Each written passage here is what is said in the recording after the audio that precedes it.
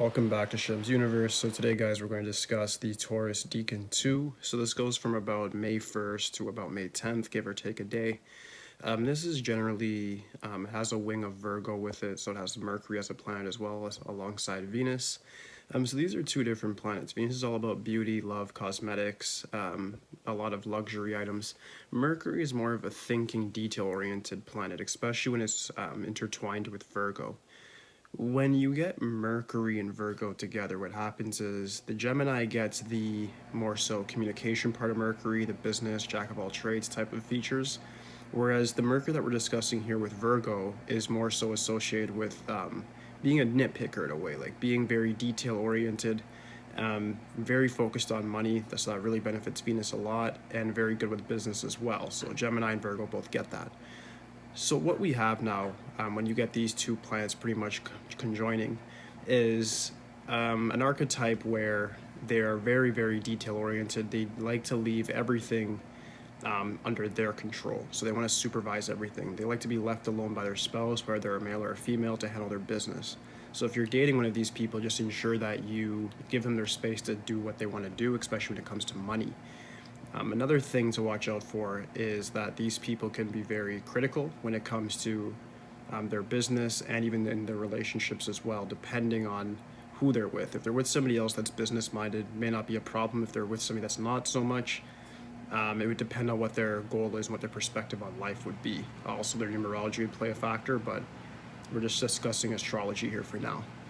So this is the most, it's considered one of the most intellectual decans, due to the fact that Mercury and Venus really benefit each other. They're both beneficial planets, and they both give the native who's under this influence a lot of money knowledge, meaning how to make money, how to retain money, how to invest it.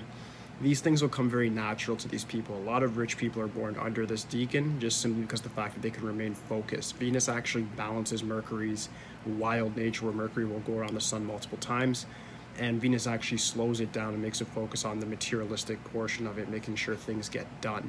So that's very, very important.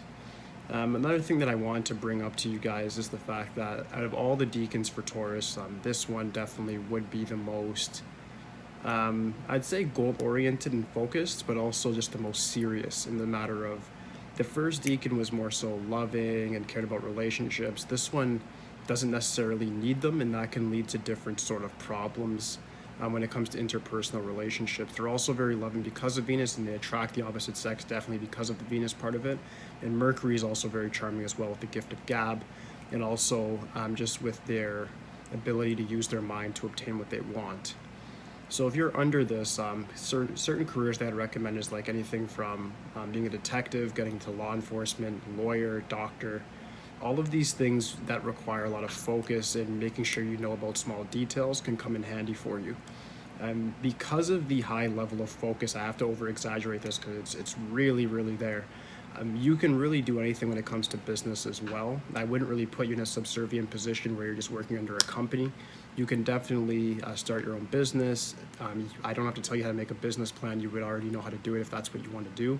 So very great conjunction for all of those things. Very little negatives with this decan, just because they know what they want and they will get it. This is a ruthless decan, and I recommend do not get in their way.